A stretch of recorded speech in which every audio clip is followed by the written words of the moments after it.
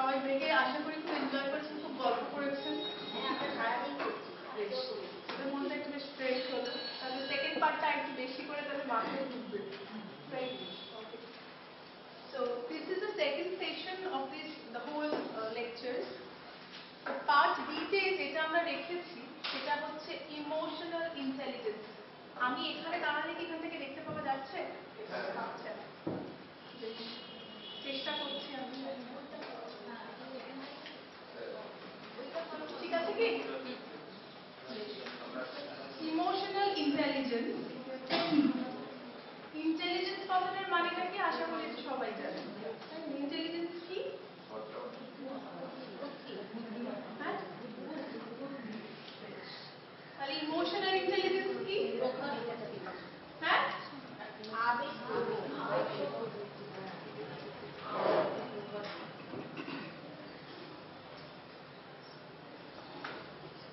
আবেগ ইমোশনটা কি? আবেগ। আর ইমোশনাল ইন্টেলিজেন্স তাহলে কি?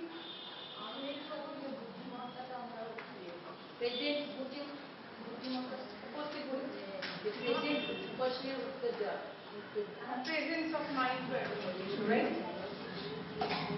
ইমোশনাল ইন্টেলিজেন্স হচ্ছে এটাই, আমরা প্রত্যেকে নিজেদের ইমোশন হয়তো খানিকটা চেষ্টা করলে কন্ট্রোল করতে পারি, সাথে সাথে অন্যদের ইমোশন, যারা আমাদের আশপাশে রয়েছে, চারপাশে রয়েছে, তাদের ইমোশনসটাকে বোঝা আমাদের দায়িত্ব বা কর্তব্যের মধ্যে পড়ে।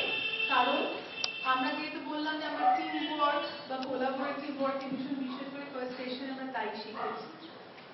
যেহেতু টিম ওয়ার্ক বা কোলাবোরেটিভ ওয়ার্কে বিশ্বাস করি, তাহলে এটাও হতে হবে যে যদি আমি আমার নিজের দুঃখ বা কষ্টকে খুব প্রায়োরিটি দিয়ে থাকি বা সেটা যদি বুঝে থাকি, তাহলে আমার দায়িত্ব বা কর্তব্যের মধ্যে পড়ে এটাই যে আমার আশেপাশে থাকা বা আমার অপর প্রান্তে থাকা ব্যক্তির দুঃখ বা কষ্ট খানিকটা যখন সে শেয়ার করবে সেটা আমরা বোঝার চেষ্টা করবো, শোনার চেষ্টা করবো।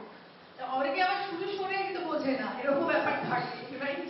কিন্তু এটা হচ্ছে আমি বোঝাটাকে একটু এমফাসিস করলাম। হ্যাঁ, উপলব্ধি করবো, শুধু শুনবো না, উপলব্ধি করবারও চেষ্টা করবো। সেটা হলে কি হয়, তাহলে না একসাথে চলার যে একটা ক্ষমতা সেটা যেমন বিল্ড আপ হয়, তেমনি মানসিকতারও কিন্তু একটু পরিবর্তন হয়। একসাথে চলবো, একসাথে থাকবো, একে অপরের জন্য ভাববো, বিপদে ভাববো, আপদে ভাববো, সবসময় ভাববো, সুখেও ভাববো, দুঃখেও ভাববো।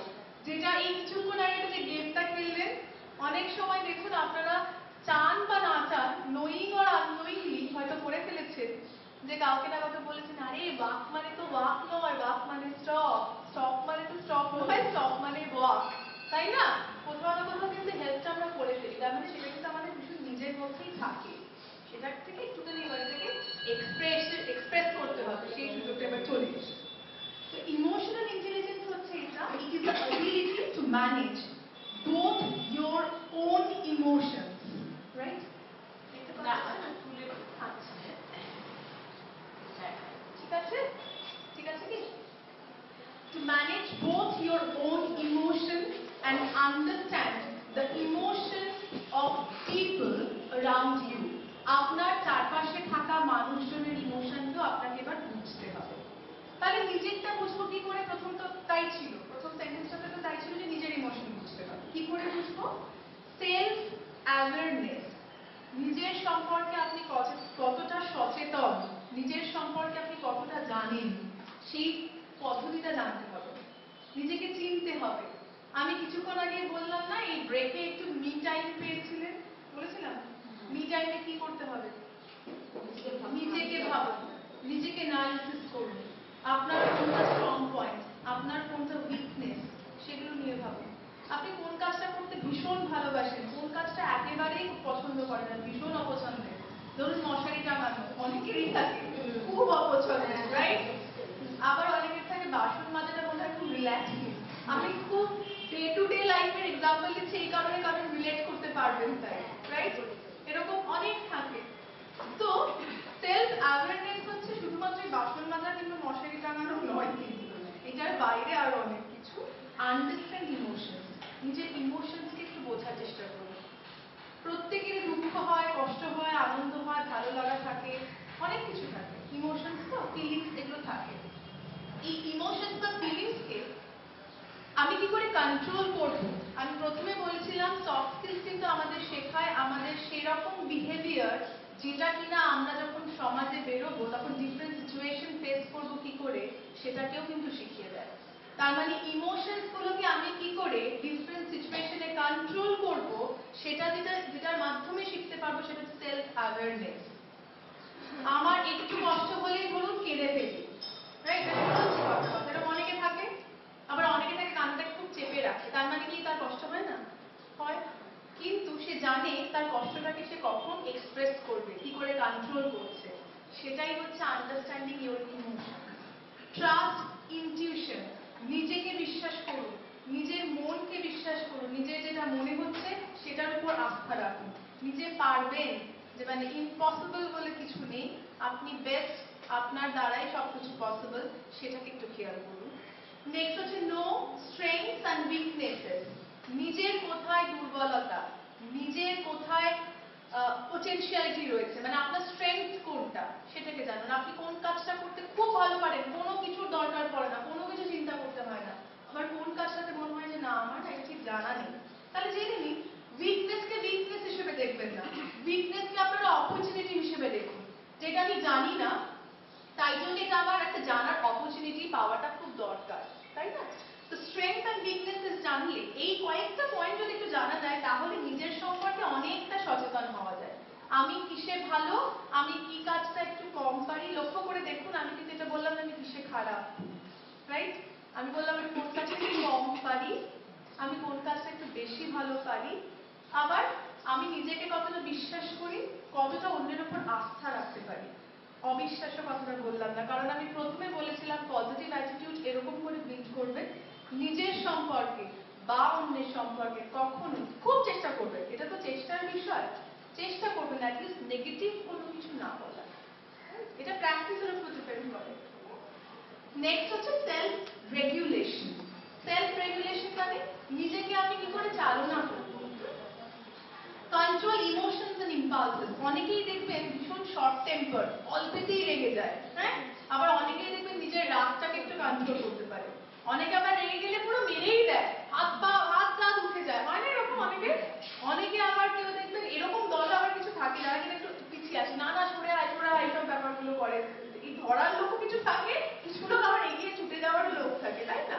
তো এই তারা ইমোশনস এবং ইম্পালসেসকে কি করে কন্ট্রোল করছে সেটা একটা জানতে হবে। সেটা কন্ট্রোল করার বেশ কিছু পদ্ধতি রয়েছে, যেটা বললাম। হ্যাঁ, think before they act, আপনি যে কাজটা করছেন তার আগে একটু ভেবে নিন এই কাজটার কি কি প্রবলেম কনস রয়েছে, কি কি সুবিধা অসুবিধা আপনি ফেস করতে পারেন। হ্যাঁ, সবসময় এটা বলা হয় যে মানে আমরা যারা পজিটিভ থিঙ্কিং এর জন্য, যারা ধরুন এখন দেখবেন প্রচুর মোটিভেশনাল স্পিকার রয়েছে ইউটিউবে, তারা কি জীবনে কোনোদিনও নেগেটিভ কিছু ভাবেনি? এরকম তো মনে প্রশ্ন আসতেই পারে, অবশ্যই ভেবেছে। তারপরেও তারা ভেবেছে না এরকম নেগেটিভ ভাবলে চলবে না, আমাদেরকে একটু পজিটিভলি সবকিছুকে দেখতে হবে, তাই তো? তো থিঙ্ক বিফোর দ্য অ্যাক্ট মানে আমি আমার কাজটাকে আগে প্রায়োরিটি দিয়ে মোটামুটি আমি আমার স্কেডিউলে বসিয়ে দিলাম যে এই কাজটা আমি যেটা করতে যাচ্ছি তার এই প্রস এন্ড কনস, আমি এটুকু পারবো, আমি এটুকু পারবো না, এটা আমি আগে জেনে রেখেছি, ঠিক আছে? তো সেই অনুযায়ী আমরা যদি একটু স্কেডিউল করে নিই তাহলে নিজেকে রেগুলেট করতে গিয়ে সুবিধা হয়। আমি কতটা এগোবো না এই বিষয়গুলো নিয়ে একটু জানা যেতে পারে। নেক্সট হচ্ছে এমপ্যাথি। আশা করি সিম্প্যাথি কথাটা সেখানে সবাই শুনেছেন, তাই না? সিম্প্যাথি কি? সহানুভূতি, সমবেদনা। হ্যাঁ, এমপ্যাথি কি?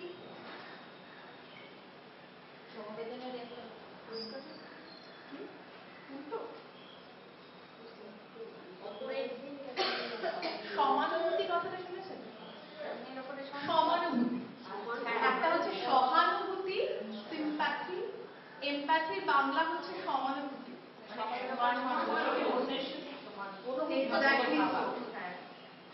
সিম্প্যাথিতে কি হচ্ছে, ধরুন আপনার কোনো কষ্ট হচ্ছে বা কিছু হচ্ছে, আমি সেটা নিজের পার্সপেক্টিভ থেকে ভাবছি, নিজের দৃষ্টিভঙ্গি দিয়ে দেখছি, ও ঠিক আছে আমি সরি, দ্যাট ইজ সিম্প্যাথি, ঠিক আছে? এমপ্যাথি হচ্ছে when I feel sorry for you, there is a difference. আমি আপনার মতো করে সেই বিষয়টাকে ফিল করছি, সমানুভূতি, সমান অনুভূতি হচ্ছে। আপনার কোনো একটা ঘটনায় যতটা দুঃখ হচ্ছে এক্স্যাক্টলি আমি ততটাই পাচ্ছি, ওই জায়গাটা আমি ওর জায়গাটাই নিজেকে প্লেস করছি। That is known as empathy. তার মানে এমপ্যাথিটা কিন্তু অনেকটা ডিপ লেভেলের। সিম্প্যাথি ইজ লাইক হাই আলাদা, মানে ভীষণ আর্টিফিশিয়াল না? আমি নর্মাল কাউকে পায়ের উপর পা লেগে গেল আর ওর সরি, তার ব্যথাও লেগেছে এটাও তো বুঝতে হবে, সেই ব্যথাটা বোঝার আর ক্ষমতা নেই, কিন্তু জাস্ট নর্মাল বললাম সরি, দ্যাট ইজ সিম্প্যাথি। আমার মনে পড়লো যে হ্যাঁ এটা খুব খারাপ, ঠিক আছে সিম্প্যাথি, আমি আমার পার্সপেক্টিভ থেকে বললাম সরি। বডি ল্যাঙ্গুয়েজটা সেরকম ভাবে যেরকম এই মুহূর্তে আমি দেখালাম, লাইক ঠিক আছে। তারপরে না আপনার তো লেগেছে, আপনার কি লেগেছে? when I ask something, মানে আমি কিছু ডিপলি কিছু জানার চেষ্টা করছি, that is known as sympathy. খুব সিম্পল একটা এক্সাম্পল দিলাম, আমি জানি না কতটা বোঝাতে পারলাম।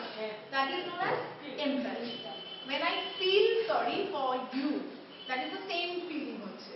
আর when I say like I am sorry, that is sympathy. ঠিক আছে? সিম্পল সরি সিম্প্যাথি, একদম সহজ ভাষায় মনে রাখার জন্য simple sorry sympathy, deep sorry empathy. ঠিক আছে? তো এমপ্যাথিটা কিরকম? না, recognising the feelings of others. অন্যের যা দুঃখ কষ্ট আনন্দ সেটা রেকগনাইজ করা মানে কিন্তু চেনা এবং জানা দুটোই। রেকগনিশন মানে কিন্তু শুধু চেনা নয়, আমি ওনাকে চিনি তা নয়, রিকগনাইজ করতে পারছি মানে আমি ওনাকে চিনি, ওনার ট্রেট সম্পর্কে আমার একটা ধারণা আছে, ওনার পার্সোনালিটি সম্পর্কে জানি, উনি কি কাজ করেন সেটা জানি, তখনই কিন্তু আমরা মানুষকে বলি রিকগনাইজ করতে পারলাম। আর যখন আমি বলি I know him or her, know মানে হচ্ছে জানা, নর্মাল জানি, ওনার নামটা জানা, হ্যাঁ ওটা কোনো ট্রেনিং এ তো ওনাকে দেখেছিলাম, কিন্তু রেকগনাইজ করতে পারছি মানে আমি আপনার ইচ এন্ড এভরি ডিটেল, কিছুটা অ্যাটলিস্ট ডিটেল আমার মনে পড়ছে যে আপনি কোথায় কাজ করেন, কোথায় থাকেন, আপনার কি পছন্দ, যদি সেগুলো জানার সেই সুবিধাটা হয়ে থাকে কখনো, তাহলে একটু ডিটেইলে জানতে পারছি, সেটা হচ্ছে রিকগনিশন। রিকগনিশন আর নো মানে জানা, নো, এই দুটোর মধ্যে একটা স্লাইট ডিফারেন্স রয়েছে, রাইট? তো recognising the feelings of others এমপ্যাথির ক্ষেত্রে বলা হবে এই জন্য আমি চিনি এবং জানি, সেটাকে জেনে বুঝে উপলব্ধি করতে যখন পাচ্ছি সেটা হচ্ছে এমপ্যাথি। এক্সেলেন্ট এট ম্যানেজিং রিলেশনশিপ। এই এমপ্যাথি যারা খুব এমপ্যাথেটিক পারসন হয় তারা রিলেশনশিপকে খুব সুন্দর করে ম্যানেজ করতে পারে। মানে সেটা ফ্যামিলিতে হোক, সেটা ওয়ার্ক প্লেসে হোক, সব জায়গায়। অ্যাপারেন্টলি মনে হতে পারে হয়তো বসকে কেউ খুব অয়েলিং করছে, এরকম মনে হতে পারে, সেটা যেমন একটা কথা, তার সাথে সাথে এটাও তো ঠিক, এটা বুঝতে হবে সেটা কিন্তু মুখটাও বোঝে, সেই চ্যালেঞ্জটা হয়তো আবার সবার মধ্যে নেই, আমি নর্মালি বলছি। তো এমপ্যাথি মানে যে শুধুমাত্র ওরকম করা তা তো নয়, এমপ্যাথি মানে হচ্ছে সবার সাথে সবার একসাথে থাকার জন্য একটু নিজেকে চেনা বোঝা, অপরকেও চেনা বোঝা, এই পরিসরটা, এই স্পেসটা দেওয়া, যেটা আমরা বডি ল্যাঙ্গুয়েজে বললাম প্রক্সিমিটি, সেই একটা স্পেস কিন্তু দুজনের মধ্যে থাকছে, রাইট? নেক্সট হচ্ছে মোটিভেশন। আমি একটু উপর দিকে তুলে দিই তাহলে দেখতে সুবিধা হবে আশা করি, তাই তো? ঠিক আছে, মোটিভেশন। মোটিভেশন হচ্ছে হাইলি প্রোডাক্টিভ মোটিভেশন। অনেক সময় যেটা মোটিভেশন আমরা আগেও বলছিলাম ইন্ট্রিনসিক হয় বা এক্সটার্নাল হয়, ইন্টারনাল এবং এক্সটার্নাল অনেক সময় হয়ে থাকে। Love a challenge and very effective in whatever they do. যাই কিছু করছে সেই চ্যালেঞ্জটাকে অ্যাকসেপ্ট করার মতো ক্ষমতা আছে, সেই মোটিভেশনটা নিজেকে দিতে পারে, পুশ করতে পারে নিজেকে, হ্যাঁ আমি পারবো, যাই হয়ে যাক, খুব খারাপ হবে রেজাল্ট, ফাইন, তাও করে তো দেখি, অসুবিধা কি আছে, খারাপই হবে, তাই না? Hope for the best but prepare for the worst, একটা প্রভাবই রয়েছে, মানে ভালো কিছু হবে এটার জন্য আশা করুন, কিন্তু ওয়ার্স্ট যে হতে পারে তার জন্য প্রিপেয়ার থাকুন, সেটা হলে প্ল্যান বি তখন কাজ করবে, রাইট? তো এটা হচ্ছে মোটিভেশন। নেক্সট হচ্ছে সোশ্যাল স্কিলস। সোশ্যাল স্কিলস মানে সমাজে থাকতে গেলে আমাদের বেশ কিছু স্কিলস দরকার, সামাজিক যে আমাদের ক্ষমতাগুলো দরকার বা দক্ষতা যেগুলো দরকার, সেটা কি? Help others develop and shine, যেটা কিছুমাত্র আগে গেমে আমি তার একটা রিফ্লেকশন পেয়েছি, যারা এগোচ্ছে না তাদেরকে খানিকটা এগিয়ে দেওয়া, যারা একটু ভুলে যাচ্ছে একটু মনে করিয়ে দেওয়া, এগুলো তো হয়, তাই না? আমরা সবাই সবাইকে হেল্প করি, এগুলোই কিন্তু সোশ্যাল স্কিলস। পাড়া প্রতিবেশীতে দেখবেন এখনো অব্দি কোনো ভালো রান্না হলে, এরকম অনেক পাড়া আছে যেখানে কিনা ওই একটু দেওয়া নেওয়া হয়, আদান প্রদান হয়, এই আদান প্রদানের মাধ্যমেও কিন্তু অনেক সময় রিলেশনশিপ খুব ভালো হয়। আমাদের কলকাতায় কেউ রাস্তা খুঁজতে চায়, এটা হেল্প করতে অনেক লোক আছে, একদম একদম, আবার মিসগাইডও করে সেরকম লোকও আছে, তাহলে করবে তো, এটা আউটসাইড দ্য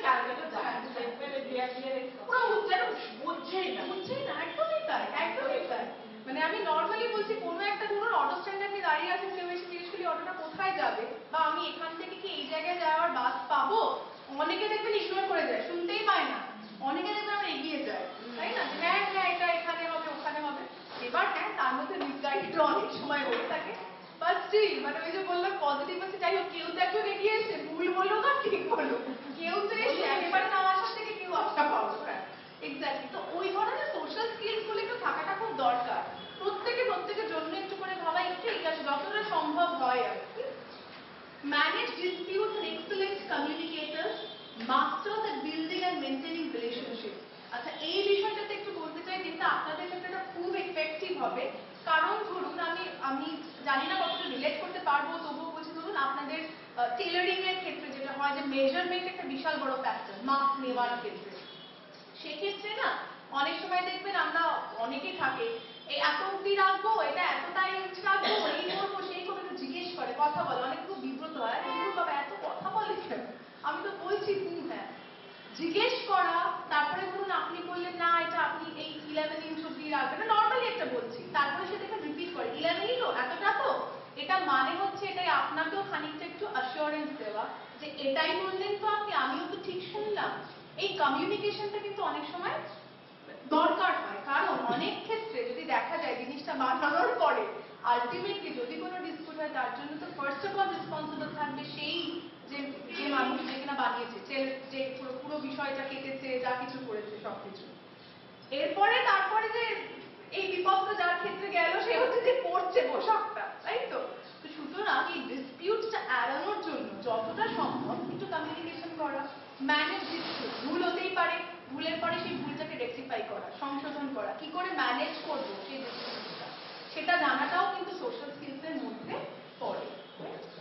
মাস্টার্স আর বিল্ডিং অ্যান্ড মেইনটেনিং রিলেশনশিপ, যেটা কিনা আমাদের এমপ্যাথির মধ্যেও ছিল, যে কোনো সম্পর্ক সুসম্পর্ক বজায় রাখবার জন্য কথা বলা, একে অপরের পাশে থাকা, একে অপরের সাথে অনেক কিছু শেয়ার করা, এগুলো কিন্তু অনেকটা ম্যাটার করে, তাই না?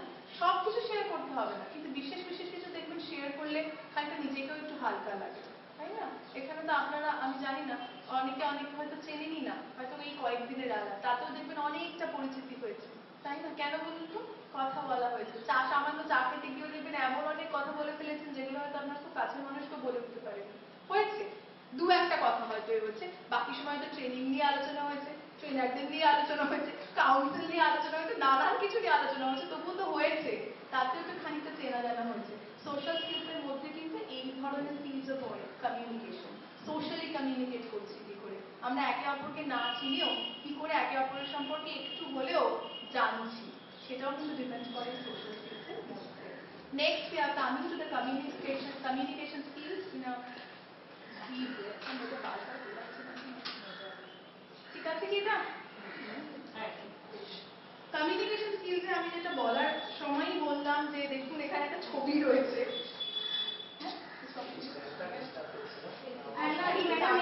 বারবার ইয়ে করতে হবে, এটা লাগছেই না রাখতে।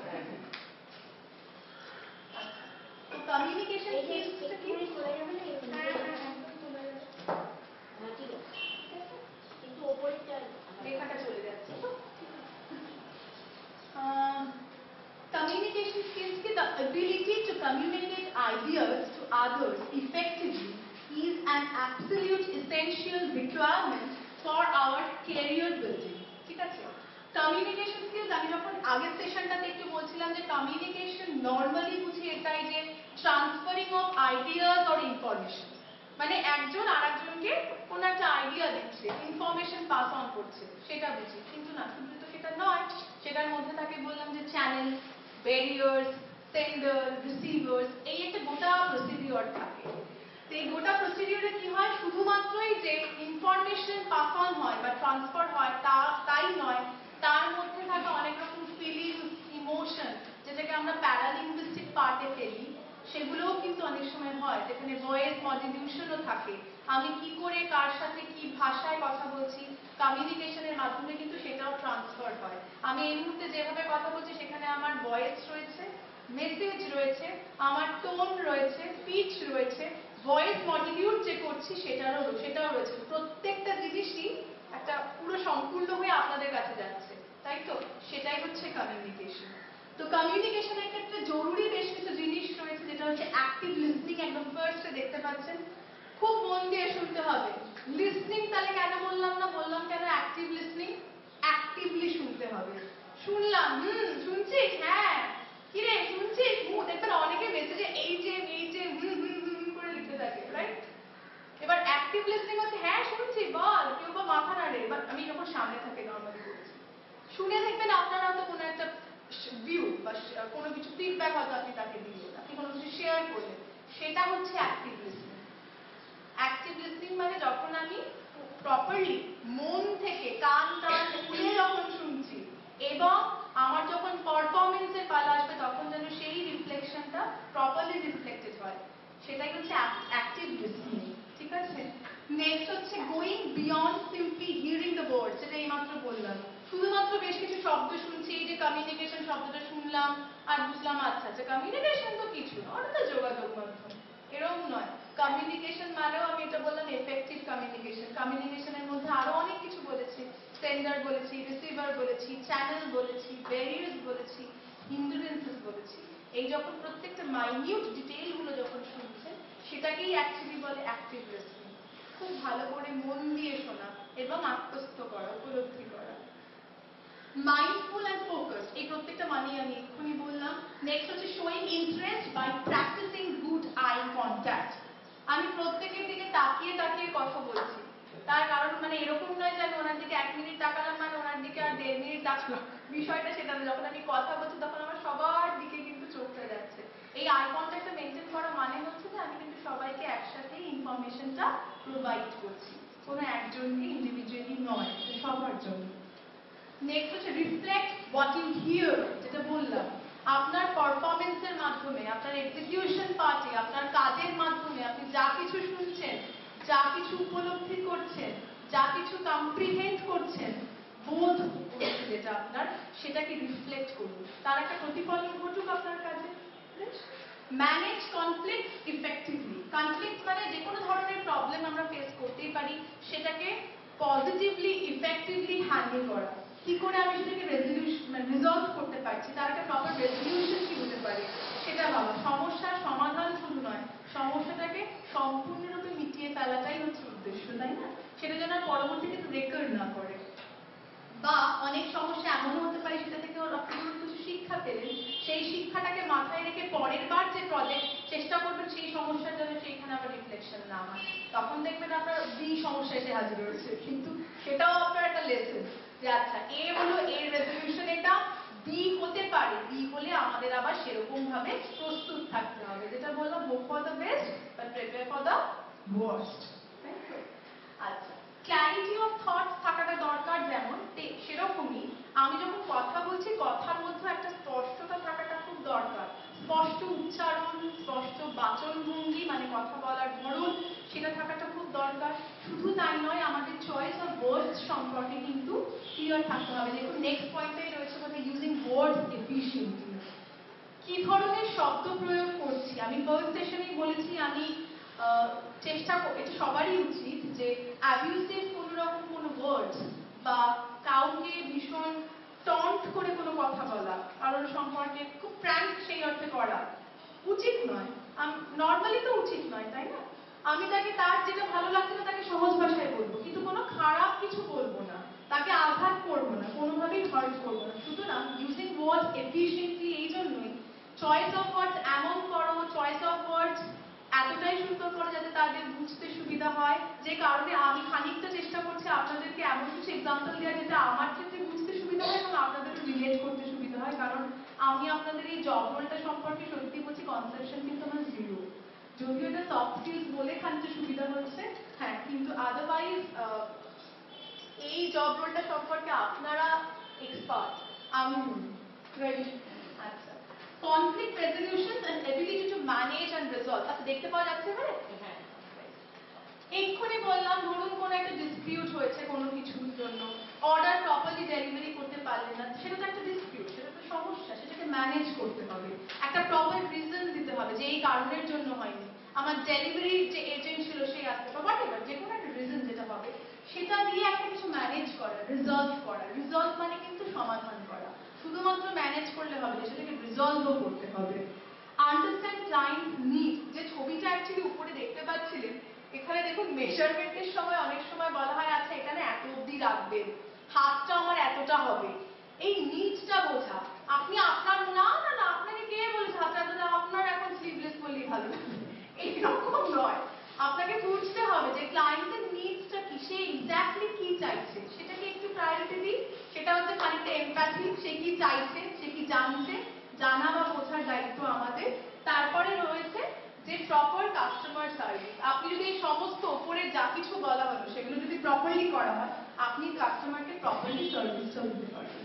সেই সার্ভিসটা হবে একটা স্যাটিসফ্যাকশন সার্ভিস, তাই না? তাতে ক্লায়েন্টের নিডস যেমন ফুলফিল হবে, আপনার আনন্দ হবে, এবং আপনি ক্লায়েন্টের থেকে একটা প্রপার রিভিউ পাবেন, যেটা আপনার ব্র্যান্ডিং এর জন্য বা যেটা আপনার কাজের ক্ষেত্রে একটা প্রমোশন কিংবা নিজের একটা আপলিফমেন্ট, নিজের মোটিভেশন, এক্সটার্নাল দো, তাও আপনাকে অনেকটা কিন্তু হেল্প করবে, right? Next we move on to the occupational hazards and safety management. দেখতে পাওয়া যাচ্ছে আশা করি?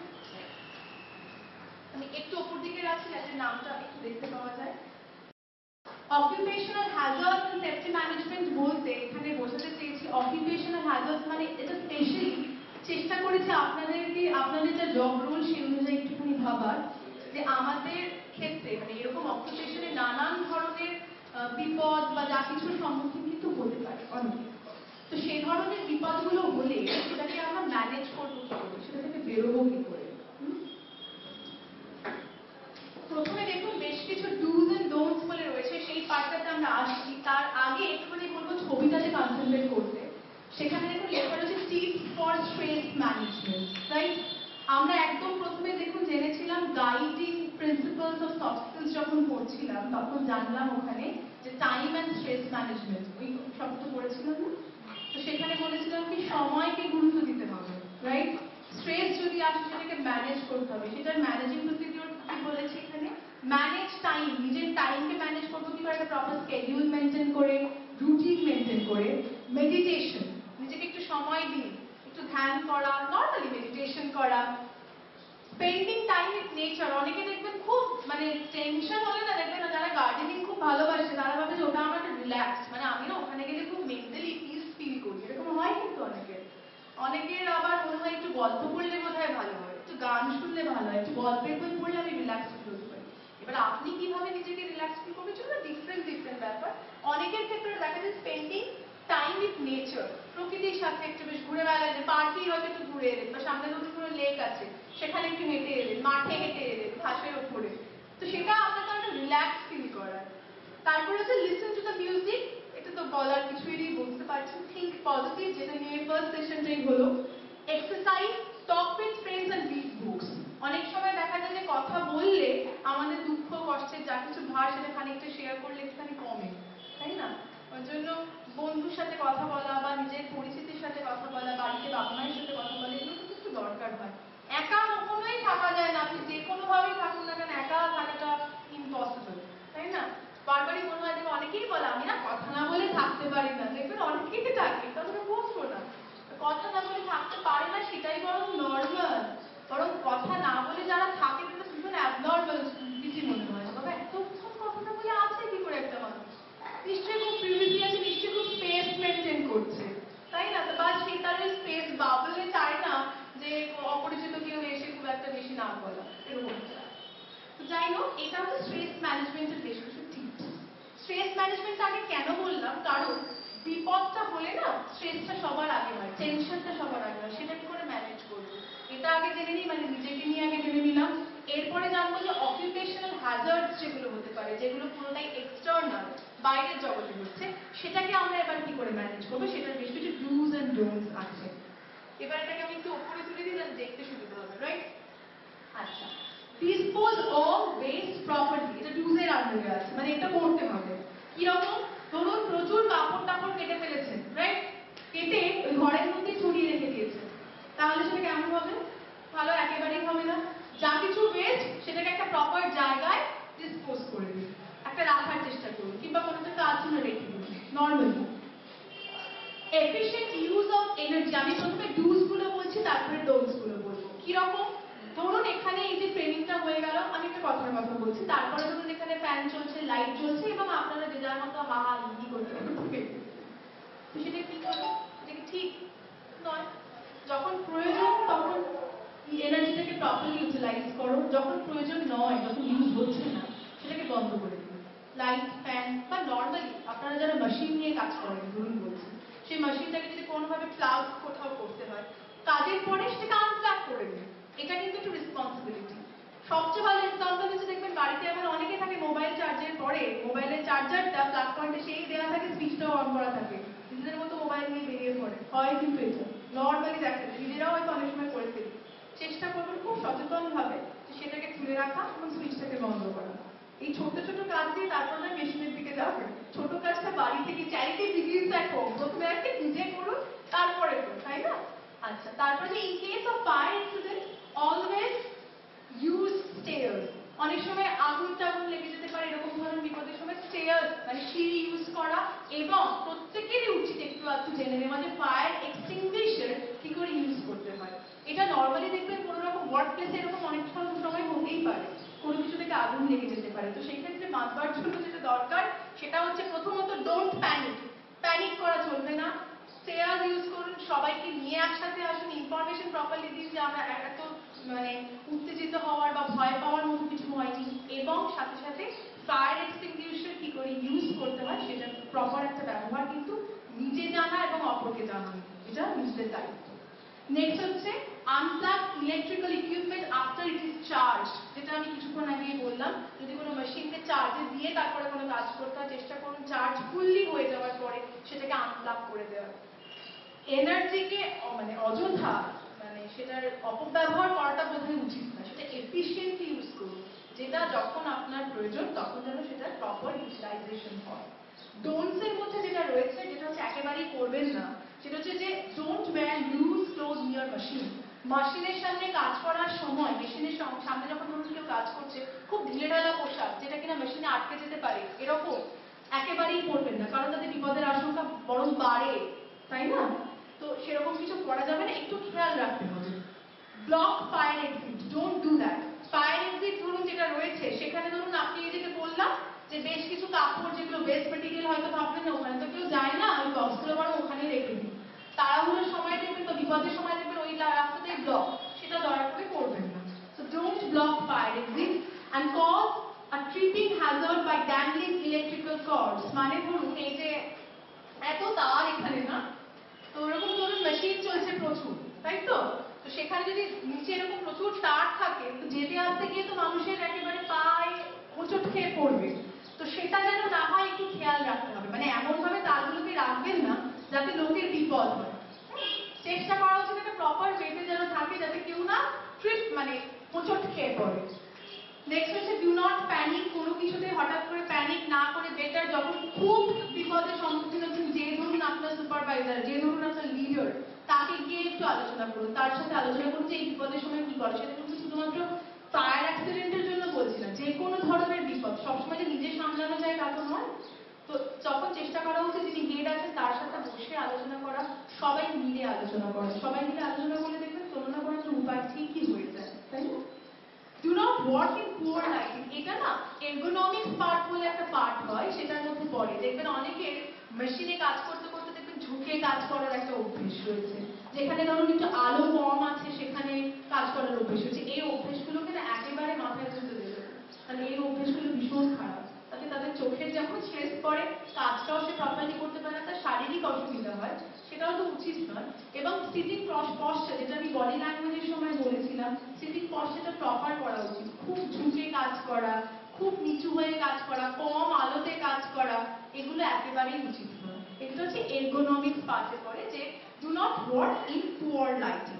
আচ্ছা, এরপরে যেটা দরকার, ওই যে অকুপেশনাল হ্যাজার্ডসের মধ্যে সেলফ অ্যাওয়ারনেস কি, নিজে একটু সচেতন থাকবো এবং অপরকেও সচেতন করবো। রাইট, দেখতে পাওয়া যাচ্ছে না?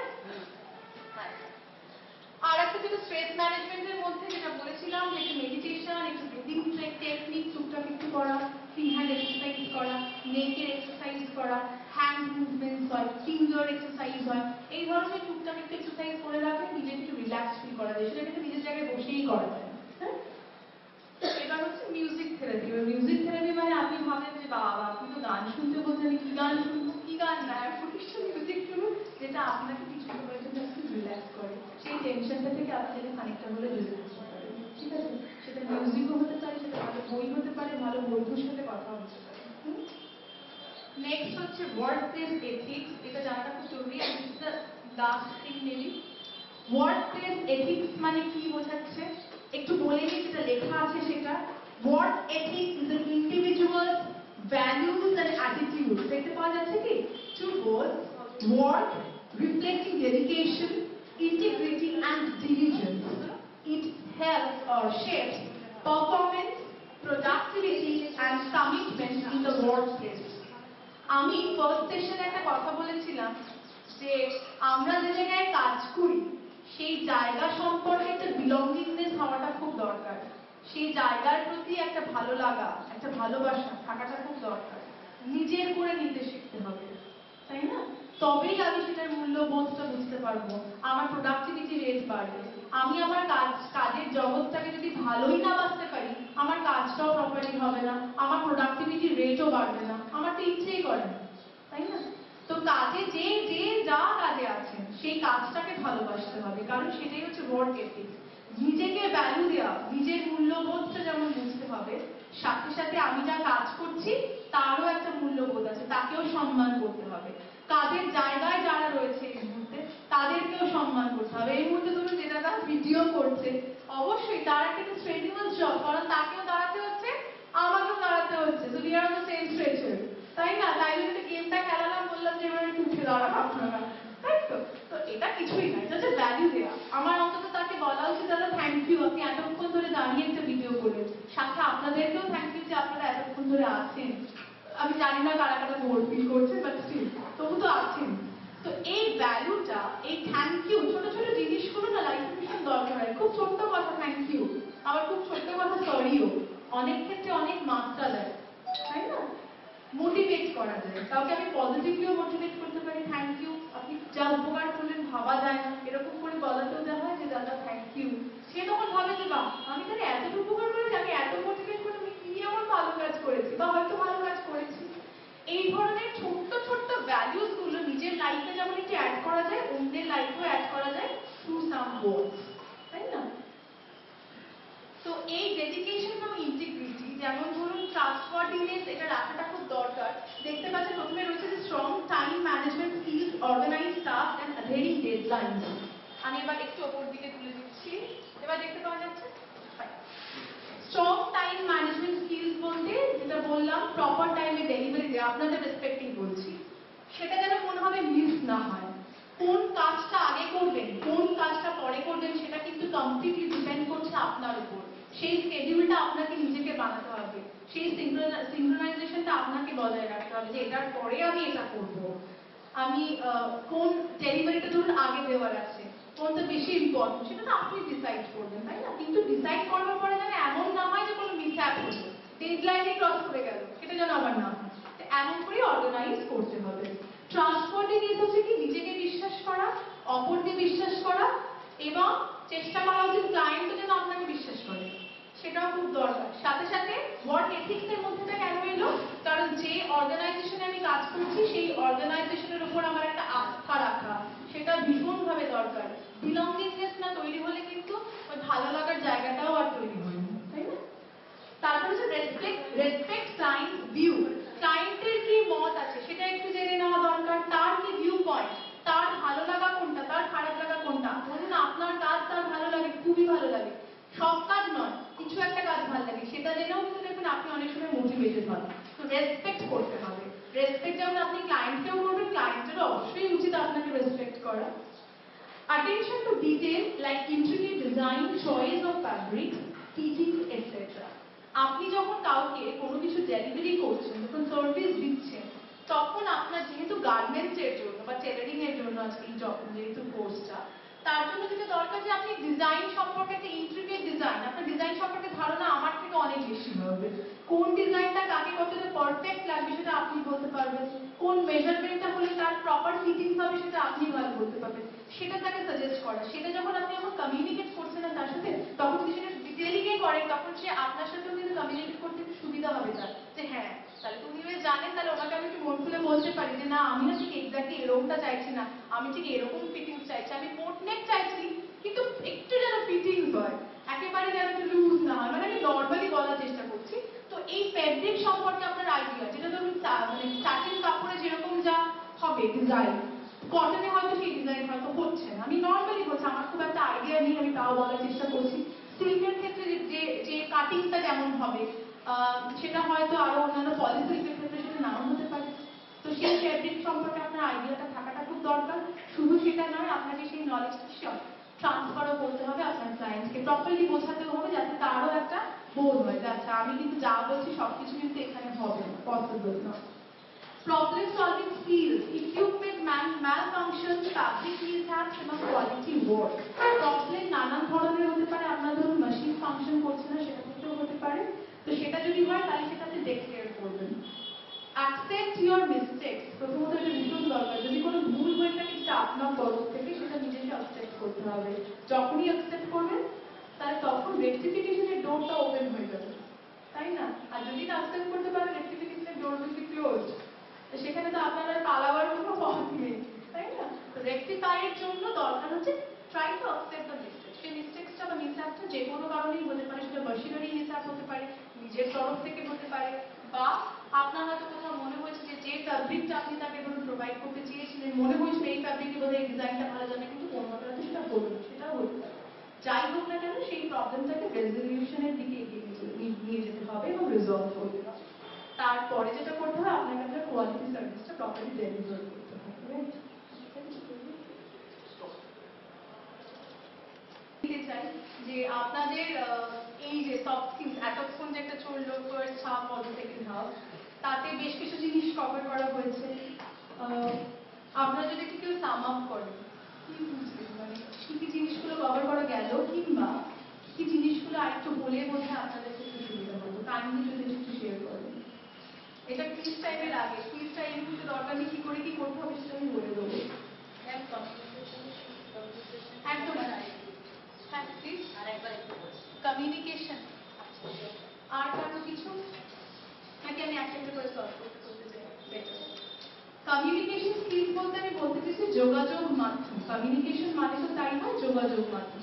তো যোগাযোগ তো শুধুমাত্র যোগাযোগ অর্থে যেরকম ভাবে বলছি সেটা নয় যে আমি শুধু বেশ কিছু আমার তথ্য বা ইনফরমেশন বা আমার নলেজ শুধুমাত্র আমি আপনাকে দিলাম আর আপনি নিলেন, তা তো নয়। তার একটা প্রপার প্রসিডিওর রয়েছে, যেটা বললাম যে সেন্ডার এবং রিসিভার। এই মুহূর্তে আমি যে রোলটা প্লে করছি সেটা হচ্ছে সেন্ডার, আমি ইনফরমেশন পাস অন করছি, তার দিকে রিসিভারের দিকে যে ইনফরমেশন নিচ্ছে। আচ্ছা, তো সেক্ষেত্রে যখন কমিউনিকেশন প্রসিডিওরটা হচ্ছে ফ্রম সেন্ডার টু রিসিভার, এটার মাঝখানে একটা চ্যানেল রয়েছে বা মিডিয়াম রয়েছে, রাইট? এই মিডিয়ামটা কিরকম? এই মুহূর্তে ধরুন আমি আপনার সাথে ফেস টু ফেস কমিউনিকেট করছি, আমি সবার সাথেই ফেস টু ফেস করছি, শুধু আপনার সাথে ধরুন না, এই মুহূর্তে ফেস টু ফেস, কারণ আমরা ফিজিক্যালি প্রেজেন্ট আছি এখানে, রাইট? তো এই মাধ্যমটা যখন কমিউনিকেট করতে করতে যদি দেখা যায় যে কোনো রকম ধরুন বেরিয়ে ধরুন খুব আওয়াজ হচ্ছে বাইরে, খুব আওয়াজ, আমার কথা ধরুন শুনতেই পাওয়া যাচ্ছে না, কিংবা মাইকটা ধরুন কখনো কখনো কাজ করছে না, এটা কিন্তু ইন্টারেন্স, বেরিয়ার। অনেক সময় হতে পারে লাস্ট যিনি আছেন আমার কথাই হয়তো আপনারা শুনতে পেলেন না, সেক্ষেত্রে কি হলো বলুন তো, একটা মিস ইন্টারপ্রিটেশন হতে পারে, ম্যাডাম কি বললেন শুনতে পেলাম না, মিস আন্ডারস্ট্যান্ডিং হতে পারে, তাই তো? কমিউনিকেশনের ক্ষেত্রে এই ধরনের জিনিসগুলোকে একটু অ্যাভয়েড করে যাওয়াটা উচিত। তো সেক্ষেত্রে কি হওয়া উচিত? Clarity of words, clarity of thought, নিজের চিন্তা ভাবনাটাকে একটুখানি ক্ল্যারিটি দেওয়া, পরিচ্ছন্ন চিন্তা ভাবনা হওয়াটা খুব দরকার। যে আজকে ধরুন আমি লেকচার যে দেবো, আমার একটা ধারণা হওয়া উচিত যে আজকে আমি কি কি টপিক নিয়ে আলোচনা করছি। ধরুন আপনারা এই ট্রেনিংটা পাওয়ার পরে যখন কাউকে ট্রেনিং দেবেন, তখন আপনারা জানেন আপনারা ঠিক কোথা থেকে শুরু করবেন, কোথায় গিয়ে থামবেন, কি কি জিনিসগুলো বলবেন। কারণ এখন অনেক সময় হতে পারে যে আমি যে টপিকগুলো নিয়ে ডিল করলাম আজকে, সেটার মধ্যে থেকে দেখলেন যে আপনার মনে হয়, আমি যেটা জিজ্ঞেস করলাম, যে অনেক কিছু স্কিলস হয়তো ম্যাডাম আরেকটু অ্যাড হলেও হতে পারে, যেটা আমরা কিন্তু প্র্যাকটিক্যালি দেখেছি, রাইট? সেটা কিন্তু হবে আপনার ইম্প্রোভাইজেশন। তো কমিউনিকেশনের ক্ষেত্রে আপনি কতটা ইম্প্রোভাইজ করতে পারছেন, আপনার থট প্রসেস কতটা ক্ল্যারিটি আছে তার মধ্যে, কতটা পরিচ্ছন্ন, কতটা নিপুণ, আর কতটা শব্দ মানে সম্পর্কে আপনার একটা ধারণা রয়েছে, যে শব্দটা আপনি চুজ করছেন সেটাও কিন্তু ভীষণভাবে ইম্পর্টেন্ট। সাথে যে রিসিভারের কাছে আপনি এই নলেজটা প্রোভাইড করছেন, সেই রিসিভারেরও উচিত আপনাকে বোঝা, সিমিলারলি সেন্ডার মানে আমারও উচিত আপনাদেরকে বোঝা। কারণ আমি ধরুন আজকে যদি বিশাল কোনো একটা টার্মিনোলজি নিয়ে বিশাল কথা বলি, ধরুন ইংলিশের কোনো একটা টার্মিনোলজি, ফর এক্সাম্পল যখন ধরুন আমি বললাম কাইনেসিক্স, কথাটা বুঝতে যতটা না অসুবিধা হলো, যখন আমি বললাম বডি মুভমেন্ট, কথাটা বুঝতে সুবিধা হলো। তো বেশ কিছু টার্মিনোলজি আছে যেটা হয়তো বেশ কিছু ফিল্ডের জন্য অ্যাপ্লিকেবল, রাইট? কিন্তু সেই ফিল্ডের জন্য যেটা অ্যাপ্লিকেবল হচ্ছে সেটা হতেই পারে আপনার সাথে সেটা ম্যাচ নাও করতে পারে, আপনার বোঝার মতো সেটা নাও হতে পারে। তাহলে আপনার বোঝার মতো করে যখন আমাকে বলতে হচ্ছে, that is known as effective communication. কারণ তখন আমাকে আপনার মনকে বুঝতে হচ্ছে, আপনার জব প্রোফাইলকে বুঝতে হচ্ছে, আপনার বোঝা বা ধারণার কতখানি গতিবিধি বা স্পেস সেটাকেও আমাকে জানতে হচ্ছে, সেটা বুঝে আমাকে বলতে হচ্ছে। আজকে আমি যে এক্সাম্পলস গুলো দিচ্ছি ধরুন ডেইলি লাইফে, তাতে দেখবেন সবারই একটু বুঝতে আশা করি সুবিধা হয়েছে, রিলেট করতে পেরেছেন। কিন্তু সেই এক্সাম্পল কি আর আমি স্টুডেন্টকে দেবো রান্না বান্নার? হয়তো নয়। আবার হয়তো হ্যাঁ অনেক সময় বোঝানোর জন্য হয়তো প্রথম দিকে দিতে পারি, তারপরে সিম্পল এক্সাম্পল দিতে দিতে আস্তে আস্তে সেটাকে কমপ্লেক্স করতে হবে। তখন তাহলে আমরা জাজ করতে পারবো যে ক্রিয়েটিভিটি স্কিলসটা কতটা। ঠিক আছে? তো কমিউনিকেশন মানে শুধু কথা বলা নয়, কথা বলা মানে হচ্ছে কথার সাথে সাথে বেশ কিছু নলেজ ইনফরমেশন শেয়ার করা। শুধু শেয়ার করাও নয়, শেয়ার করার মধ্যে আমার রেসপন্সিবিলিটি থাকা, যে ইনফরমেশন আমি শেয়ার করছি সেটা কতখানি পরিচ্ছন্ন, কতখানি কমপ্লিট, কতখানি অর্থ সেটা বহন করছে, এবং যে রিসিভার যে থাকছে আমার অপোজিটে সে কতখানি বুঝছে এবং তাকে আমি কতখানি বোঝাতে পারছি। কারণ সেই লেভেলে এসেই আমাকে কথাটা বলতে পারছে। This is known as communication, not only communication, effective communication. Any no question? আর কারো কোনো কোয়েশ্চন? আমি বোঝাতে পারলাম?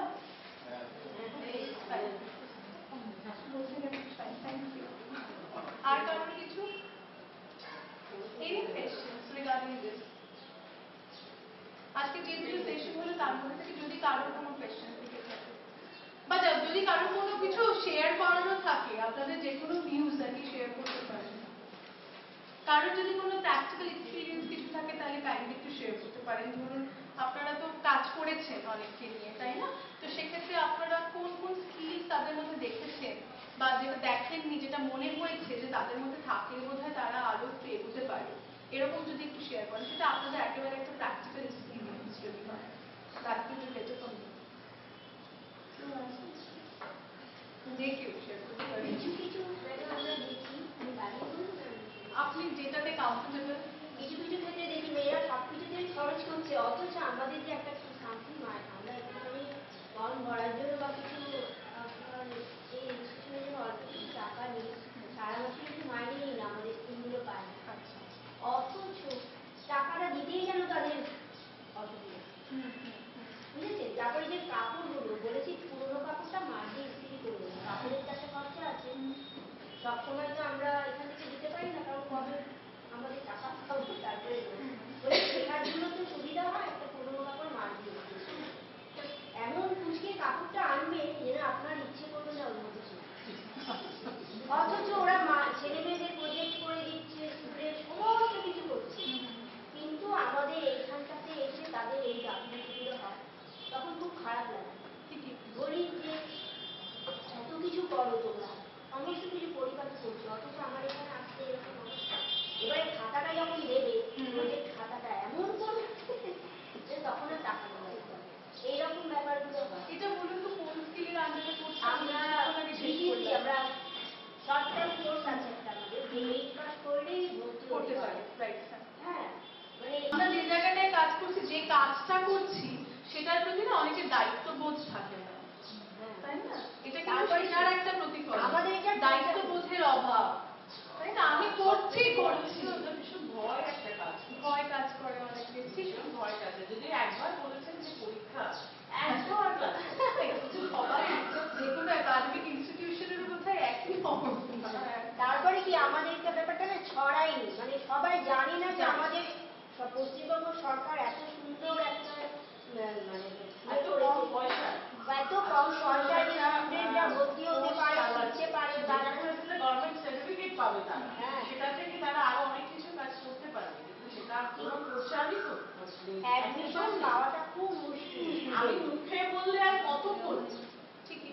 আমার আশেপাশে, বাট সেখানে আশেপাশে আমি বলছি ঠিকই, কিন্তু তারপর শুনছে, শোনার পর বলছে কি পাবো, প্রথম কথায় কি করবো, কি পয়সা হয়। যেমন একটা সেন্ট লিপস্টিকের যেমন একটা খুব ভালোভাবে প্রচার হচ্ছে, ঠিক সেইভাবে কিন্তু প্রচার করলে হয়তো আমাদের স্কুলগুলো মানে পাবে, এই স্টুডেন্ট গুলো পাবে, কিন্তু অনেকের দরকার এগুলো। অবশ্যই। হ্যাঁ, এবার এটা খানিকটা একটু ইনিশিয়েটিভ দিতে হবে সবাই, ম্যাডাম ইনস্টিটিউটগুলো যদি না, এটা আপনাদের সহযোগিতা করে। গার্লস যেটা করতে গেলে তো আমাদের পক্ষে সব না, সেটা আমরা তো একটা ছোট্ট সার্কেল, মানে আমাদের আশেপাশে, কিন্তু করতে হবে তো বটে। হ্যাঁ, সে তো বটে, তবে ওই ছোট্ট ছোট্ট প্রয়াসগুলো না আস্তে আস্তে একবার জগতে সব যায়। জায়গায় দেখুন কাগজের অ্যাড আছে, এটা কোথাও অ্যাড দেখেছে, বড় করে আনন্দবাজার পেপার বড় বড় মানে পেপারে একটা একটা আমার বিজ্ঞাপন কিংবা একটা সবার সচেতনতা ভীষণভাবে দরকার। ঝামেলাগুলো দিচ্ছে, কিন্তু এটা জেনে কোর্স চলছে সুন্দর একটা, সেটা তারপরে স্কুলগুলো হাওয়া খাচ্ছে, মানে আমরা বসে আছি হ্যাঁ, তাদের জন্য, তাই না? একটা জিনিস ম্যাডাম, আমরা এটা করছি আমাদের মানে সবাই আমরা এখানে ট্রেনার, আমরা এখানে শিখতে এসেছি, আমাদের বাচ্চাদের আমরা শেখাবো। এবার তাদেরকে এই শিক্ষার আগ্রহ নেই, সেই আগ্রহটা যাতে বাড়ে তার জন্যে চেষ্টা আমাদেরই করতে হবে। কারণ আমরা টিচার, ওই জায়গাটায় ওদের পৌঁছতে গেলে আগে আমাদের নিজেকে ডেভেলপ করতে হবে। আমাদের দেখাতে হবে যে এই জায়গাটা তৈরি করলে এখান থেকে কি করতে পারো লাইফে। এবং একটা কিছু হ্যাঁ দরকার। এবার যার যার মানে আমি পার্সোনালি আমাকে বলছি, আমার যেহেতু নিজের বাড়ির শখ আছে আর বাড়িটা টেলিফোনটা আছে, আমি স্কুলে পড়াই, মেয়েদের সব সেভাবেই বলছি, ওরা বৈঠক করে আসে, কিন্তু তার মধ্যেও এই যে ডিফারেন্সটা সব স্কুলে একই রকম, মানে ভরসা পায় না সরকারি জায়গায় যাবো কি শেখাবে ওখানে। কিন্তু যখনই বলি পার্সোনালি পড়াবো তখনই কিন্তু চলে আসে বাড়িতে। কিন্তু আমি অ্যাটলিস্ট ওদের যা কিছু করে না কেন তোমাদের মাইন্ড রাখতে হবে আমরা সরকারি জায়গায় করে সরকারিভাবে নিজেকে দাঁড় করাবো। যেখানে জব ফেয়ার হচ্ছে, তোমাদের এত বড় ফ্যাসিলিটি গভর্নমেন্ট করছে, তোমরা কেন করবে না? এখানে একটা গভর্নমেন্ট শিক্ষা, হ্যাঁ এই যে বলছে একটা লিমিটেড জায়গা হয়ে যাচ্ছে, তোমার জায়গাটা তো শুধু লিমিটেড, আনলিমিটেড জায়গা যাচ্ছে কোথায়? আমি আসছি সেখানটায়। এবার প্রচারটা তখনই হচ্ছে যে একটা জিনিস বানানোর পরে সে স্যাটিসফাইড হচ্ছে কিনা, ওই স্যাটিসফ্যাকশনের জায়গাটা আমাদের তৈরি করে দিতে হবে, তাহলে তারা অবশ্যই আসবে। সেটা তো সেই স্যাটিসফ্যাকশনের জায়গাটা আমরা ওটা করতে পারছি না, ওই জায়গাটায় আমরা পৌঁছতে পারছি না বলেই আমরা কিন্তু ওদেরকে সেটার জন্য না আমার মনে হয় কোথাও যে এই পার্টিকুলার কোর্সটার কি স্কোপ আছে সেটাকে একটু হাইলাইট করতে হবে, এটা করলে এটা হতে পারে, এটা যেমন আপনাদের দিকটা আমি হাইলাইট করবো কার ভরসা, আমি সেটাই প্রশ্ন, আমি কার ভরসা, আমরা শেখাচ্ছি খুবই ভালো শেখাবো, সব আমাদের 100% আমরা চেষ্টা করবো তাদের দেওয়া, কিন্তু ওরা তারপরে কি করবে, কারণ সবাই চায় 6 মাসে 3 মাসে একটা কোর্স করে কাজ করবে, একদম এবার কাজ করবে, কিন্তু সেটা কে দেবে? স্কুল থেকে বলা হচ্ছে আপনারা অ্যাডভার্টাইজ করুন, স্কুল থেকে বলা হচ্ছে আপনারা অ্যাডভার্টাইজ মানে আমাদের স্কুলের সামনে যাওয়া টোটাল একটা অ্যাড থেকে অনেক আর আমাদের পার্সোনালি অ্যাডের মাধ্যমে লোকের কাছে সেলস হবে না, যেটা ওদের সামনে কিছু বলবে সে একটা জব পেয়ে কারণ লাইফে অনেক তার জন্য আমাদের যারা পিছিয়ে পড়া তাদেরকে এই চাকরিটা আমরা করছি কিন্তু ওদের না, এটা আমাদের আলোচনার জন্য তো সেই যে কিছুটা দায়িত্ব আমাদের নিতে হবে। হ্যাঁ অবশ্যই, মানে যে কোনো কিছু সরকারের প্রচেষ্টা আমাদের মানে নিজেদেরও চেষ্টা রাখতে হবে, সেটা নিজেদের চেষ্টা তো হবে না, কোনো কিছুই সম্ভব না। আমাদের এই কথাগুলো আপনি জানাতে পারবেন এটা অলরেডি রেকর্ড হচ্ছে। আর একটা কথা ম্যাডাম, এখানে এসে জানতে পারলাম যে এখানে অনেকগুলো কর্পোরেটের সেক্টর, মানে আমাদের কোর্সটা করার পরে অনেক স্টুডেন্টকে আমরা বলতে পারবো যে এখানে সবকিছু সেটাতে অনেক সংখ্যা আছে, ফ্যাশন ডিজাইনিং কোর্স মানে আছে, সেটা আমরা বলতে পারবো, কিন্তু আমাদের একটু মানে স্টুডেন্ট পাওয়ার জন্য আমি রাস্তাঘাটে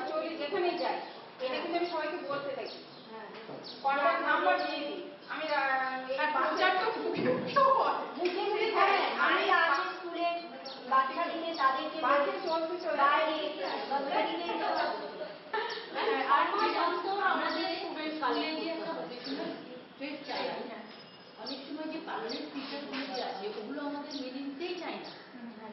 ওরা আমাদের এত এত মানে নিচা চোখে দেখে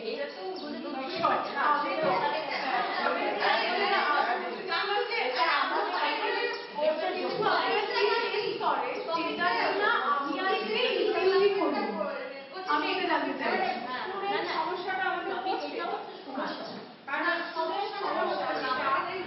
এটা আমাদের কালেক্ট করে এবার এই বিষয়টা কিন্তু এটা ফিল হয়ে যাচ্ছে স্টুডেন্ট প্রবলেম কিন্তু ডিফারেন্টলি।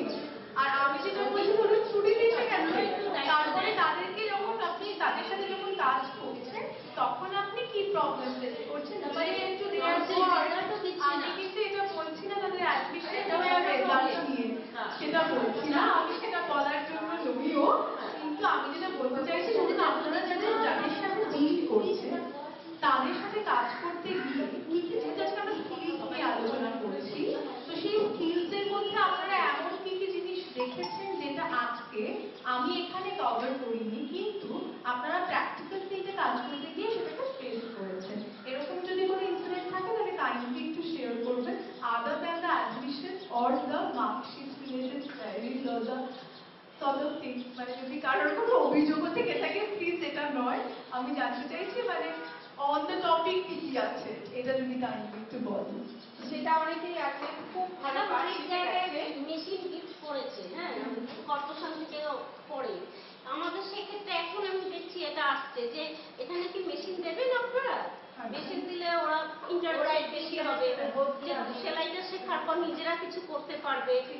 হ্যাঁ মেশিনটা একটা ওদের কাছে খুব এটা না ওই যেটা বলছিলাম না মোটিভেশন, মানে আমি ওই এক্সটার্নাল মোটিভেশনের ক্ষেত্রে দেখুন ছোট্ট এক্সাম্পল দিই, দেখুন বাড়িতে প্রত্যেকের বাচ্চা আছে ধরুন বা যাদের নেই স্কুলেও তো নিজেরা তো পড়েছেন, তখন দেখবেন স্কুলে কোনো একটা কিছু ধরুন আপনি খুব ভালো করেছেন, ধরুন স্পোর্টসে পার্টিসিপেট করেছেন, তারপরে যখন জানেন যে গিফটটা আছে তখন দেখবেন আপনার মধ্যে উৎসাহ লেভেলটা কিন্তু বেড়ে যায়, এটা হচ্ছে মোটিভেশন। যেটা বলছিলেন না কথাগুলো কিন্তু ভুল নয়, আমি এরপরে কি করবো, এই কাজটা শিখে আমি কি করবো, এটা কিন্তু একটা কাইন্ড অফ মোটিভেশন।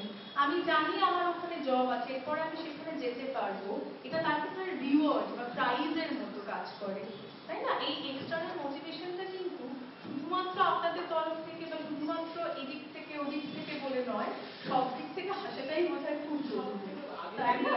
কারণ মোটিভেশন শুধুমাত্র আমি আপনি বা স্টুডেন্টরা নিজেরা নিজেদেরকে করে হবে না, মোটিভেশন সব দিক থেকে আসতে খুব দরকার, এটা স্বাভাবিক, প্রত্যেকের ক্ষেত্রে কিন্তু তাই হয় যে কোনো কিছুই। অনেকেই পার্সোনালি ইনকাম করছে আমাদের কিন্তু ওরা চায় আমরা কিছু একটা জব চাই, কোনো একটা না আপনাদের তরফ থেকে যেন তাদের জন্য একটা কোনো এক্সপোজার থাকে, একটা প্ল্যাটফর্ম থাকে যেটা থেকে তাদেরকে একটুখানি তারা নিজেরা এক্সপোজার পায় এবং তাদের ট্যালেন্টটাকে তারা শোকেস করতে পারে। শুধু যে গরিব ঘরের তা না, অনেকে সম্ভ্রান্ত ঘরের মহিলারাও আছে যারা এখন হয়তো বয়স হয়ে গেছে একটুখানি সেলাইটা শিখতে চায়, তারা কিন্তু প্রচার মানে জানতে পারছেন না বলে আসতে পারছে, প্রচারটা সবথেকে বড় প্রচারটা হচ্ছে না বলে, কিন্তু অনেকেই চাইছে আমাদের না এখন তো এজ লিমিটটা তুলে দিয়েছে, ওরা এমনই চায় আমরা গ্রুপ করে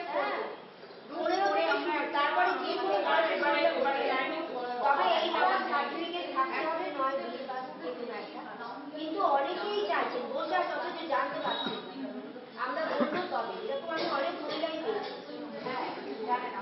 অনেকে যাত্রা নেই বলে, কারণ এত লোক 15-20 জন করে আমরা প্রতি সেখানে করতে পারি কিন্তু করতে পারছি 15 জন জোগাড় করাই আমাদের মধ্যে ওরা আসে, ওরা একটা পার্টিকুলার ক্ষেত্রে শিখতে চায়, এখানে একটা সিলেবাস এমব্রয়ডারি শেখাতে হয়, কাটিং তারপরে আসছে স্টেপ বাই স্টেপ, প্রথমে এসে ডিমান্ড আমি ব্লাউজ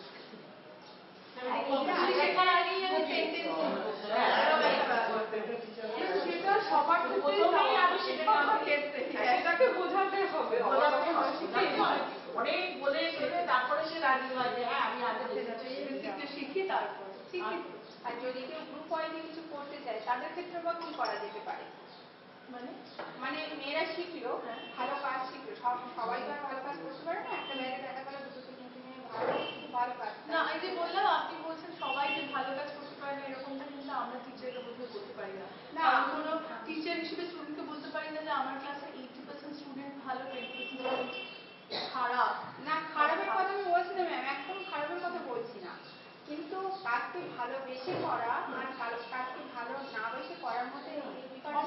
সেটা কিন্তু মানে এটা কিন্তু একাডেমিকের ক্ষেত্রেই আছে। সব ক্ষেত্রে ভালো না, কেউ না কেউ একটু হ্যাঁ, মানে এই ভালোবাসার বোধটা তৈরি করাবার জন্য একটুখানি খাটতে হয়। শুধু নিজেকে বলছি না, যাকে করাচ্ছি তারও সেই বোধটা থাকাটা একটু দরকার। কাজের প্রতি সেই যদি দায়িত্ববোধটা তার না তৈরি হয় তাহলে তো একটু সমস্যা হয়। বছরের পর বছর আছে খুবই ভালো, তাদের একটু দেখিয়ে দিলাম তারা অনেকগুলো করবে। তখন ওই গ্রুপে একটু মিক্স ম্যাচ করিয়ে দিতে হয়। দেখবেন একদম স্কুলে দেখবেন এগুলো শিখেছিলাম সেকশন কেন ওরকম হয় ABCD, তার মানে কি যে সব খারাপগুলো দিতে যায়, সব খারাপ একটু কম খারাপগুলো দিতে যায় না, এটা যে মিঙ্গেল করিয়ে দেয়, মিক্স করিয়ে দেয়, তাতে কি হয় তাদের মনোভাবগুলো চেঞ্জ হয়। এবার আমি যেটা বলতে চাইছি সেটা হচ্ছে তাহলে ওদের যদি উপায়টি কিছু করা যায় সেক্ষেত্রে আমরা মানে সংস্কৃতিকে বা কিভাবে হেল্প করতে পারি সেটা কাউন্সিল পার্সোনালি বলতে পারবে, সেটা সেই বিষয়ে আমি সেটা আমি আমাদের ব্যাপার ম্যাডাম অ্যাকচুয়ালি আমাদের সমস্যা স্টুডেন্ট পাওয়ার সমস্যা। কিন্তু এই সমস্যার সাথে আসলে আমার টপিক জড়িত আর আমরা যথেষ্ট চেষ্টা করি, প্রত্যেকটা টিচারই আছে, অবশ্যই সবাই চেষ্টা করে। ভীষণভাবে চেষ্টা করি যাতে যেন ওদের পড়ানোটা একদমই আপনারা আছেন বলে বোধ হয় একজন একটু মোটিভেট হতে পারছে, যতজনই হোক, কিন্তু তারাও তো মোটিভেট হচ্ছে, অল্পই হোক না কিন্তু মোটিভেট হচ্ছে। দেখবেন সেইখানে গিয়ে দেখবেন পরিস্থিতি যে কমপ্লিটলি চেঞ্জ। সেখানে গিয়ে আপনি যা ভেবেছেন, যে লেভেলে ভেবেছেন হয়তো সেই লেভেলে আপনি যেতেই পারবেন না, তার থেকে একটু লেভেল ডাউন করে নিজেকে নিয়ে ভাবতে যেমন হবে। আমি সাধারণ উদাহরণ দিয়ে বলেছিলাম, ওদেরও সেরকম ভাবেই শেখাতে হয়। অবশ্যই আপনারা তো টিচার, 25 পয়সা 50 পয়সা কোথায় কোনো হাত এবং সেটার জন্য ভাবুন আপনাকে কিন্তু সেই লেভেলে ভাবতে হয়েছে, আপনার ভাবনাটা একটা লেভেল ডাউন করতে হয়েছে, যে এমন কি করে বোঝালে ওরা বুঝতে পারবে। এমনও হয়েছে যে আমরা ভেবে নিই মানে যেহেতু তারা কিছুই জানে না, আমরা যেহেতু তারা নিয়ে নিচ্ছি শেখাতে হবে, একদম কিছু জানে একদম তখন সেই ক্যালকুলেশনটা তাদের মধ্যে আমরাই এই ক্যালকুলেশনে আসতে কি করে এমনও হয়েছে আমার কাছে, যে হয়তো পরীক্ষা দিতে পারে না, সে পাস করা না, কিন্তু তার হাতের কাজ দেখলে না আপনি অবাক হয়ে যাবেন। তখন আমাকে ওই দৌড়ে মানে একটা বা আঙুল দিয়ে অনেকে মেজার করে, সেই 3 আঙুল 4 আঙুলের বা দৌড়ে তাকে আমি এই চিত্রকে করে দিচ্ছি তুই কর। তার মানে কি আপনাকে অল্টারনেটিভ মেথড অফ টিচিংটা ভাবতে হয়েছে, সেটা তো ভাবতেই হবে। হ্যাঁ, মেশিনে যখন বসে সে দারুণ তার হাত চলে, ভাবতে পারবে। এই ধরনের, সেটাই বলছি প্র্যাকটিক্যাল ফিল্ডে দেখুন আমরা যারা এখানে বলছি তো থিওরিটিক্যাল নলেজ বা কিছু কিছু রেলেভেন্ট এক্সাম্পলস হয়তো দেওয়ার চেষ্টা করছি, কিন্তু আপনারা যারা প্র্যাকটিক্যাল ফিল্ডে কাজ করছেন তারা তো দেখছেন এখন গ্রাসরুট লেভেলে কি করে কাজ হয়, আপনারা আরো বেশি করে সেটা জানতে পেরেছেন। আপনাদের চোখে আরো দেখবেন এমন অনেক স্কিলস, আমি যেটা প্রথমেই বলছিলাম প্রশ্নটা এরকমই ছিল যে এমন অনেক স্কিলস দেখবেন চোখে পড়েছে যেগুলো হয়তো সত্যি সত্যি থিওরিটিক্যালি পড়ানো সম্ভব না। কারণ সফট স্কিলস এর ট্যাঞ্জিবিলিটি ইনট্যাঞ্জিবিলিটি বলে ব্যাপার আছে, মানে সমস্ত স্কিল দেখবেন আমরা চোখে দেখতে পাচ্ছি না, যেমন ফিলিং বা ইমোশন, এগুলো তো চোখে দেখতে পাচ্ছি না কিন্তু আমরা ফিল করছি, এটা তো পুরো মানে উপলব্ধির একটা বিষয়, তাই না? তো এরকম অনেক স্কিলস আছে যেগুলো হয়তো, যেটা আপনি বললেন যে কেউ একটাতে খুব পারদর্শী আরেকটাতে নয়, আবার দেখা যাচ্ছে সেই তার সফট স্কিলসটা খুব স্ট্রং কিন্তু হার্ড স্কিলস নয়, যেটা এডুকেশনাল কোয়ালিফিকেশনের দিকটা বললেন, এরকম অনেক কিছু রয়েছে। কিন্তু তাকে তখন কি করতে হবে, তার যেটা ভালো সেদিকে তাকে মোটিভেট করতে হবে, সেটাকে একটুখানি প্রায়োরিটি দিন, সেটাকে হাইলাইট করুন, তাহলে সেটাকে হাইলাইট করলে ও তখন যেটাতে নেই সেটাই একটু একদমই তাই, সেটার জন্য তার ইন্টারেস্টটা গ্রো করবে।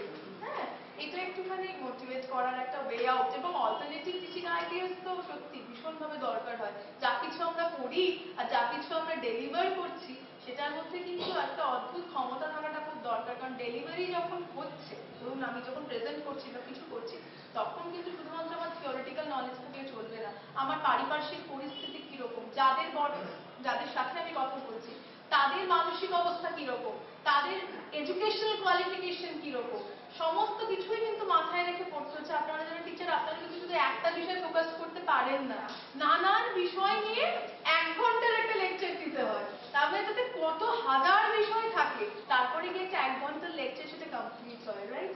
কিন্তু যারা স্টুডেন্ট তারা তো শুধু 1 ঘন্টার লেকচারের জন্যই আসে, তাই না, যে আজকে আমরা এই বিষয়ে জানলাম, কিন্তু সেই বিষয়ের পরিপ্রেক্ষিতে মানে তার পাশে আশেপাশে অ্যাসোসিয়েটিভ যেগুলো কাজ করে সেগুলো অনেক কিছুই আপনার নিজের মানসিক অবস্থা আপনার অনেক কিছুই কাজ করে সেটা আপনার শরীর পারমিট করুক বা না করুক আপনার মানসিক অবস্থা আপনি কি করে বোঝাবেন সেটার জন্য একটু ভাবনার কিছু ক্রিয়েটিভিটি এগুলো অনেকটা ম্যাটার করে।